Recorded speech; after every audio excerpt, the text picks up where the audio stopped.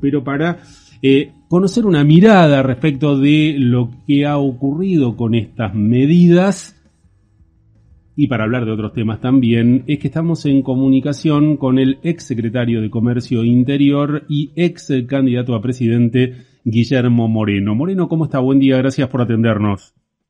¿Qué tal? ¿Cómo estamos? Un poquito bajo, estoy escuchando. A ver si ahí podemos solucionar eso, va a ser más fácil la comunicación. ¿Ahí me escucha un poquito mejor? Mejor, amigo, mejor. Muy bien. Moreno, empiezo por esto. Mucho se está discutiendo respecto del impacto de las medidas anunciadas por el ministro de Economía como consecuencia de la devaluación del 14 de agosto. La primera pregunta es, ¿era evitable, se podría haber evitado esa devaluación o el modo en que se llevó adelante? Bueno, desde ya que sí. Ya, lo que pasa es que esto tiene un problema de origen que es que se renegoció mal el acuerdo con el Fondo Monetario Internacional. Es técnicamente mal hecho. Lo que hizo Guzmán no estuvo bien hecho. Si se cumple con el acuerdo con el fondo, vas a una hiperrecesión, y si no se cumple, vas a una hiperinflación. Y entonces navegás entre cumplir y no cumplir. Está mal, hay que reformularlo ese acuerdo. No es técnicamente solvente, está mal hecho. Obviamente la responsabilidad es de los técnicos argentinos, no hay duda al respecto, que son los que conocen la economía argentina. Bueno, en este caso, la responsabilidad es del exministro Guzmán. No tenía la expertise para hacer ese acuerdo. Sí. Un muchacho joven, en fin. En el oficialismo... La facultad te da, vos sabés perfectamente que la facultad te da información, pero el conocimiento te la da la práctica. Te lo da, en este caso, para un economista, el mercado. A los 37 años, con todo el respeto que le tenemos a los jóvenes, la experiencia de mercado que hay es muy baja, muy baja. ¿No? La economía es una ciencia social que necesita transitar la vida para ir aprendiéndola. La facultad, cuando vos salís, una maestría, un doctorado, eso te da información, simplemente.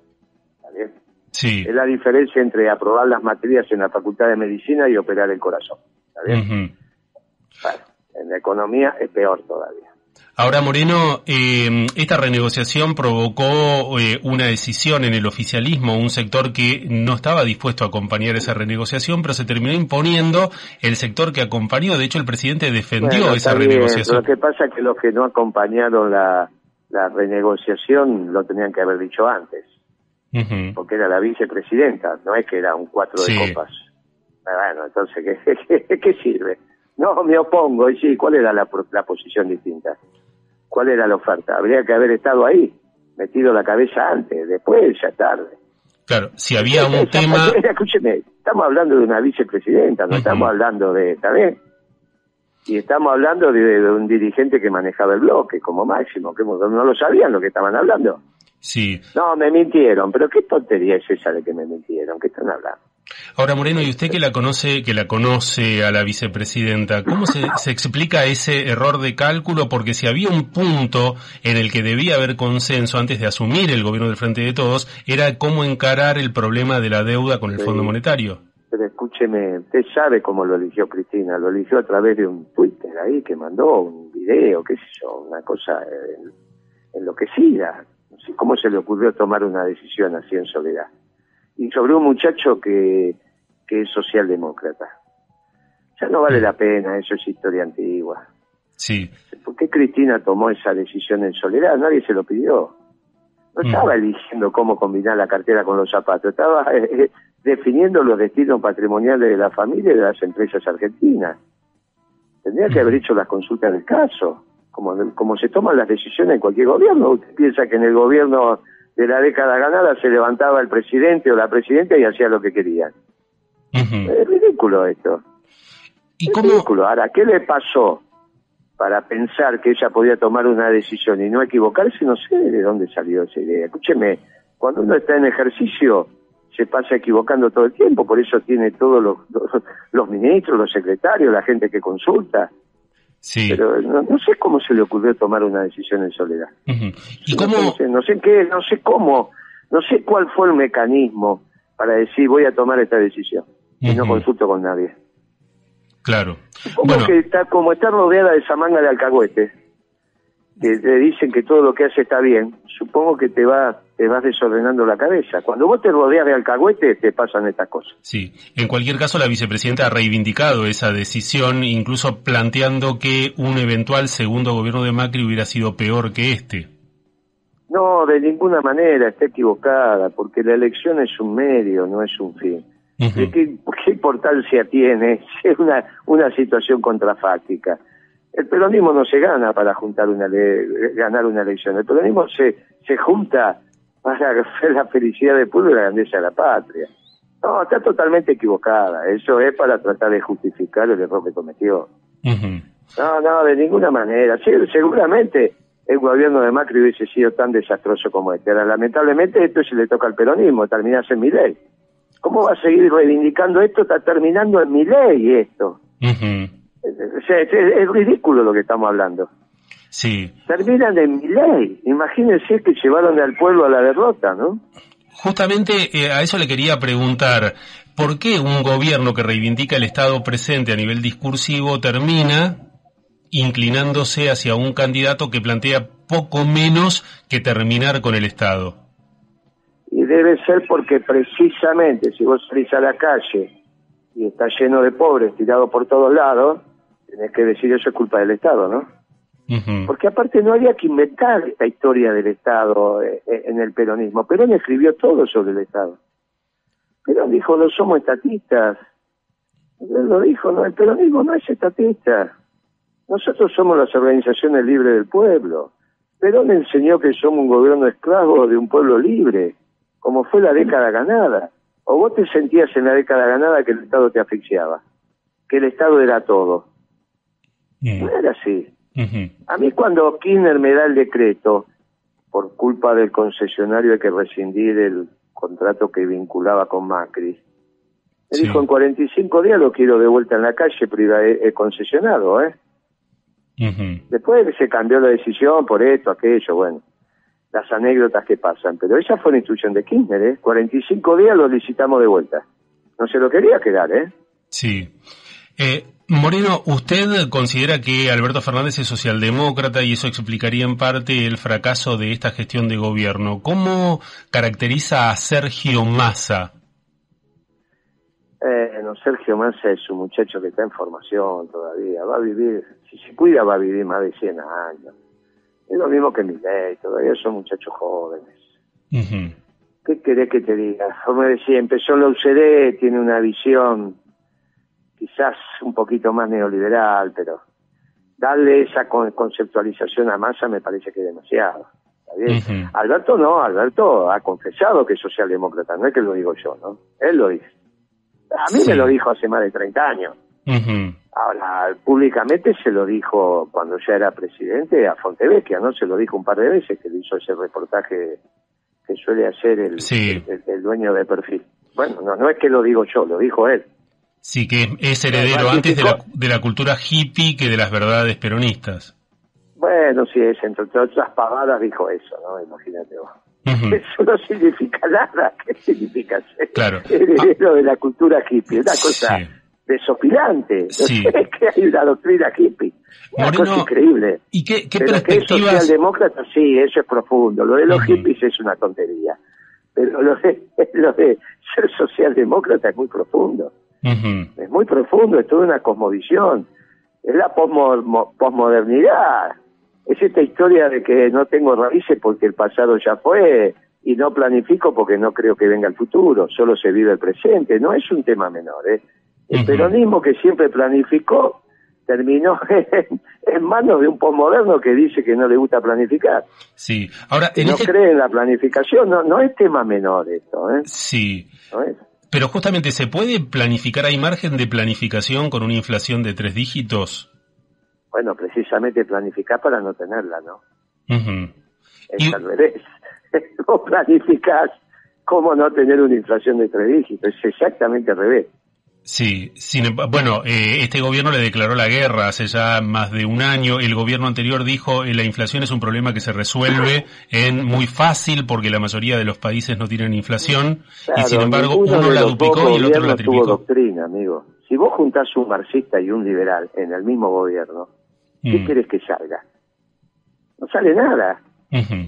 Y los dos gobiernos juntaron marxistas y liberales, juntaron socialdemócratas y neoliberales, y la cabeza tenía un muchacho que sí es neoliberal como Macri y otro muchacho que es socialdemócrata. Los dos abrevan en la escuela austríaca, que termina siendo la de Milei. Uh-huh. Nada más que la de Milei es mucho más extrema, ¿no? Obviamente. Sí. Y de cara a octubre... Ahí es un anarcocapitalista, eso claro. está claro. No diga más que Milei de derecha, toda esa pavada que no explican nada. Uh-huh. Milei es un anarcocapitalista, un hecho muy singular, así como el peronismo es singular, ahora nos tenemos que fumar a este anarcocapitalista. Claro. ¿Está bien? Una experiencia que nunca hubo en el mundo. Uh-huh. No traten de encuadrar a Milei en algo que ustedes conocen. Sí. Si no han estudiado la escuela austríaca de economía, les va a ser muy difícil encuadrar a Milei. Es un hecho absolutamente singular. Uh-huh. Y así va a ser el desenlace, ¿no? Sí, la escuela austríaca, que es el extremo dentro de la teoría económica, que también cuesta imaginar una aplicación práctica en algún país. Imagínate vos, anarcocapitalistas, Uh-huh. son algunos grupos de estudio en Estados Unidos que defienden la desaparición del Estado, pero sostienen la propiedad privada. Entonces uno pregunta, ¿y cómo es que registrar la propiedad privada si no hay Estado? Claro. Y bueno, están estudiándolo por ahí a ver cómo lo van a hacer. Bueno, estas visiones se juntan con los anarquistas. Para ser anarquista no puede haber propiedad privada. Uh-huh. Bueno, ahora vos imaginate una sociedad donde te planteas que no hay ningún tipo de Estado. Bueno, si alguna vez debatiste con un anarquista, es eso, ¿no? No sé si tuviste ese plan. Es divertido sí. debatir con un anarquista. Bueno, estos son lo mismo, pero capitalistas. Uh-huh. Sí. Así que imagínate, vos te imaginás una sociedad. ¿Alguna vez viste algún presidente anarquista No. en el mundo? No. Bien, ahora vas a tener en la Argentina un anarco y encima capitalista.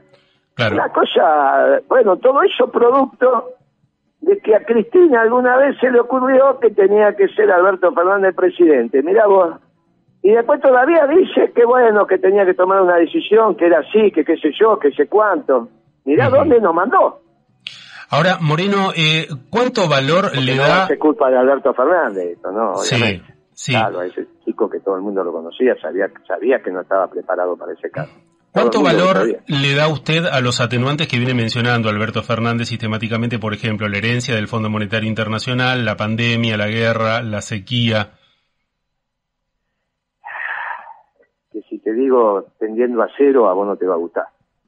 No, porque... El acuerdo con el Fondo Monetario ya lo sabía que había que renunciarlo, sabía que se iba de un stand-by a un acuerdo de facilidades extendidas, sabía que pasaba de una deuda de 2 años a una deuda de 10 años, Uh-huh. tenía que generar los mecanismos y no solo eso, sino que pagarle también a los inversores privados. Imagínate que ninguna empresa se queja por la deuda que tiene, se queja cuando no la puede pagar, por lo tanto vos planificás tu negocio para poder pagar la deuda. Sí. Y cuando él asume o acepta ser presidente, sabía todo esto. No es que es un misterio. ¿Viste? Uh-huh. Todas estas deudas son públicas, se sabe Sí. cuáles son. Así que él tenía que planificar la Argentina, la política económica, sabiendo que había que contraer estos compromisos, como lo hicimos nosotros en el 2002-2003. O no sabíamos que estábamos endeudados en el 2003. Uh-huh. Bueno, entonces, eso no es. Después, la pandemia es como un pescado le diga al otro, estás mojado. Para su propio nombre lo dice, fue en todo el mundo esto. Claro. Fue todo el mundo. Como la situación siempre es relativa, a todos nos tocó. Unos tomaron mejores decisiones y otros peores, como Alberto Fernández. Imagínate, hizo una declaración que entre la economía y la salud elegía la salud. Uh-huh. Nunca escuchó a Carrillo, que dijo que no se puede tener buena salud si no tenés buena economía. Pero aparte, si no generás bienes y servicios, porque la economía se te cae, ¿cómo pensás que vas a tener buena salud? Nadie se lo dijo. Bueno, ¿qué querés que te diga? Son cosas muy extrañas. Y la guerra es al revés, lamentablemente te favorece, no que te desfavorece la guerra. Uh-huh. La guerra te favorece. Mejoró los precios de lo que exporta. Y la sequía la tuvimos nosotros también. ¿Alguna vez escuchaste que nos quejemos de la sequía? Tuvimos 2 años, para no decirte más de 2, de seca. Uh-huh. Tan grande como esta, ¿eh? Después dicen, no, esta es la más grande de la historia. La nuestra fue tremenda también. Porque cada tanto te pasa esto. Uh-huh. Por eso tenés que planificar. Que te viene una seca lo sabés, no es que te cae de repente, ¿eh? Sí. Está bien que la posibilidad que vos tengas de saber cómo va a estar el clima todavía sigue siendo un tema complejo, quizá lo más difícil de pronosticar, pero por la cantidad de variables que intervienen para esa definición, ¿no? Uh-huh. Es un polinomio con muchas variables, pero la sabés y te preparás. Claro. Moreno... Como lo hicimos, escúchame, el gobierno peronista, que se reivindica, tuvo seca. ¿Te acordás que decía que se morían las vacas, los campos, sí, todo ese tipo de cosas? Bueno, entonces, si fue un poco peor, un poco mejor, bueno. Y la guerra te ayudó, no es que te vino no es que te perjudicó. Lamentablemente al pueblo ucraniano lo perjudica. Uh-huh. Al resto no nos perjudicó. Moreno, ¿el peronismo es víctima del entrismo de aquel que hablaba Trotsky, por ejemplo? Porque hay muchos presidentes o muchos gobiernos dentro del peronismo que no terminaron siendo peronistas. ¿Cómo se explica ese fenómeno? El entrismo, lo que pasa es que nunca llegó a la cúspide, ¿no? Esta es la primera vez que llega a la primera magistratura y a presidir el Partido Justicialista. Sí, sí. En este caso no es el entrismo de los trotskistas, sino es el entrismo socialdemócrata. Sí. Es un muchacho que se convirtió y que lamentablemente llegó a la cúspide porque lo puso Cristina. Esa es la realidad. Pero en los Primero 90... lo hizo 2 veces del gobierno y después lo pone de presidente, qué sé yo. ¿En los 90 no hubo un entrismo neoliberal con Menem?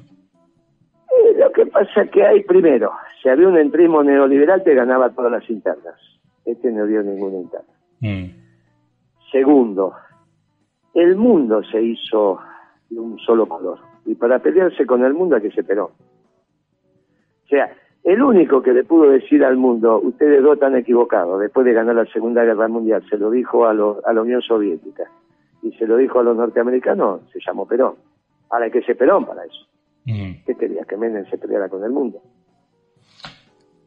Un poquito. No se olvide que Kirchner sí, también participó en ese esquema, ¿eh? O sea, si vamos a señalar con el dedo, ¿está bien? Sí. Vos no te olvides que Cristina no quiso derogar la ley de convertibilidad. ¿Vos te acordás de esa votación, no? Claro. Sí. Bueno, ¿y por qué pensás entonces que no quiso derogar la ley de convertibilidad Cristina? Porque era neoliberal. Por eso, cuando sacás el dedo de esa manera, es complicado. Ahora, hay que reconocerle a Menem que siempre te ganó las internas, ¿eh? No es que negaba las internas Menem, ¿no? Sí. Negaba las internas y te ganaba. Moreno, le hago Por las eso últimas con Menem era difícil sacar los pies del plato, porque en el peronismo el que gana conduce, que pierde compañía, pero tiene que haber internas, no dedo.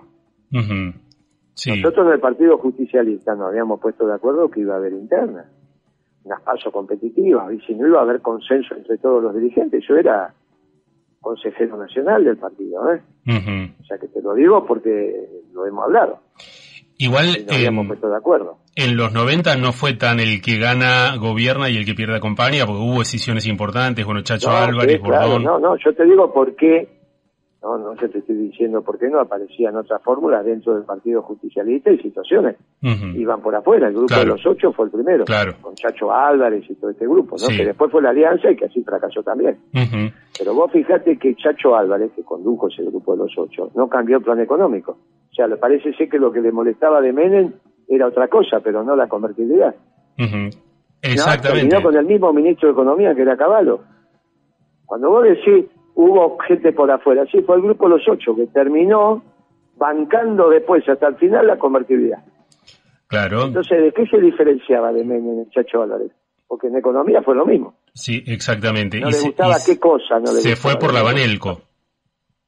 Ah, bueno, está bien, pero entonces no es el plan económico, no es lo que estamos hablando. Correcto. Es un tema personalísimo de corrupción. Sí, tal cual. Pero el plan económico al Chacho le gustaba. De hecho, lo continuó. De hecho, lo fue a buscar a Cavallo, él lo cuenta, ¿no? Claro. Por eso te digo, cuando hacemos las discusiones profundas, al final nos quedamos nos quedamos medio en varias. Porque te vuelvo a decir, ese grupo de los 8 que vos decís, terminó haciendo la alianza. Sí. Sí. Ah, bueno, y terminó con la misma política económica que vos decís neoliberal. Sí, es correcto. ¿Viste cómo al final es compleja esta situación? Es compleja. Vos mismo, en tu misma reflexión, decís, caramba, Ahora, qué cosa, Moreno, déjeme preguntarle por el futuro inmediato. La diferencia con Menem del Chacho Álvarez parece que fue, no fuera Anelco porque eso vino mucho después, pero supongamos la corrupción. Sí.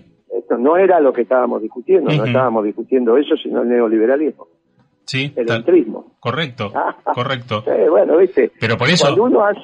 cuando uno está en condiciones de reflexionar en profundidad pasan estas cosas. Pero al final nos quedamos diciendo, uy, caramba, ¿qué pasó? Pero bueno, coincidimos también que hubo entrismo en los 90. Sí, lo que creo que hubo una adaptación de Menem a ese mundo monocolor. Más que entrismo, una adaptación de Menem a ese mundo monocolor, igual que tuvo Chacho Álvarez, que no cambió el plan económico. Pragmatismo. Era difícil. ¿Cómo? Pragmatismo en Menem de adaptarse. Si vos lo querés denominar así, sí, sería correcta tu definición. Claro. Sí. Moreno, por último, ¿y para adelante? Y para adelante tenemos un lío bárbaro. Vamos a tener, si no retrotrae el precio de la comida, el actual ministro, que es el candidato, por lo menos al 11 de agosto, cuando tenías unos precios que te llevaron a perder la elección, pero eran mejores que los que tenés ahora me parece que esto está terminado, ¿no? Me parece que no hay ninguna posibilidad. Con estos precios y estas decisiones que han tomado, no hay ninguna posibilidad. Sí. Después le van a poner muchas ganas, que la militancia, que esto, que aquello, que la derecha, que se viene, que cuando vos vas a comprar el kilo de milanesa y está a 3.800 pesos, 3.500, ya está, se termina todo el piripipí. Sí. Comprás el asado a 3.500 pesos, 3.200, bueno, se terminó el piripipí. Todo lo demás se termina cuando metés la mano en el bolsillo y no te alcanza. Y esto es lo que hicieron con esta devaluación y esta suba de la tasa de interés inconcebible, ¿no? Estas decisiones que tomaron son inconcebibles. Así que, ¿tienen unos días más para retrotraer el precio de la comida? Sí, digamos, hasta el fin de semana que viene. Que tomen las decisiones para eso. Tienen que retrotraer alimentos, medicamentos, combustible, la matriz energética, digamos, ¿no? Todo eso hay que retrotraer. Y si no, esto está terminado. No hay ninguna posibilidad de... Bueno, por eso no aparecen nada, viste que no aparecen. Sí. Y ahora... No sé, digamos, este Massa está haciendo campaña solo, ¿no? ¿Y cómo explica usted que el candidato finalmente haya sido Sergio Massa, que buscaba ser el candidato único del espacio, después de Guado de Pedro, que apareció con alguna posibilidad al principio? ¿Cómo se explica? Porque todos coinciden en que un ministro de Economía, con las variables que tiene la Argentina actual, es el peor candidato de un espacio. Y es otra decisión en consulta, en este caso me parece que es de los tres, ¿no? Ya no es de Cristina sola, sino de los tres. Imagínate que esto pasó en el último día hábil, en las últimas 2 horas. De un viernes, inconcebible. O sea, entraste a una reunión o entraste al cine diciendo es Guado o Mansur y saliste y te enteraste que era Massa Rossi. Sí. Bueno, cuando se escriba esta historia, se va a escribir la década de la tontería. A la década ganada le sigue la década perdida, entre paréntesis, la década de la tontería. Claro, esa década perdida había sido la de los 80. No, esta es la década perdida, es esta que acabamos de pasar, aparte de los 80. Esta es la segunda. Claro. A la década ganada le siguió la década perdida. Pero aparte de esta década, la década de la tontería, de la toma de decisiones innecesarias, ¿viste? Así, de esta manera. Nadie obligó a elegir a Alberto Fernández. Sobre todo, si hubiésemos estado en una mesa, le decía, pero mirá que es socialdemócrata, y ahí se terminaba la discusión, porque todos los que hubiesen estado en esa mesa sabían que Alberto Fernández era socialdemócrata, y un socialdemócrata no puede tener las soluciones para los países hispanoamericanos, eso lo sabemos todos. Si no, estaríamos de malos peronistas, qué sé yo, estaríamos de malas alternativas, no tiene nada que ver esto con la Argentina. Moreno, América, entonces, si no se contienen los precios de los alimentos, no hay... Eso está terminado, está terminado. Guillermo si Moreno... no se contienen, no dije si no se contienen, Sí. ¿Qué dije? Si no se frenan los precios de los alimentos... No dije eso. A ver, repítamelo. A veces parece que escuchan y no escuchan, ¿viste? Es que imagínate el lío que le hicimos a los oyentes, si vos no te acordás lo que dije hace un minuto. Repítamelo. Dije, si no retrotraen los precios al 11 de agosto, ¿no? Sí.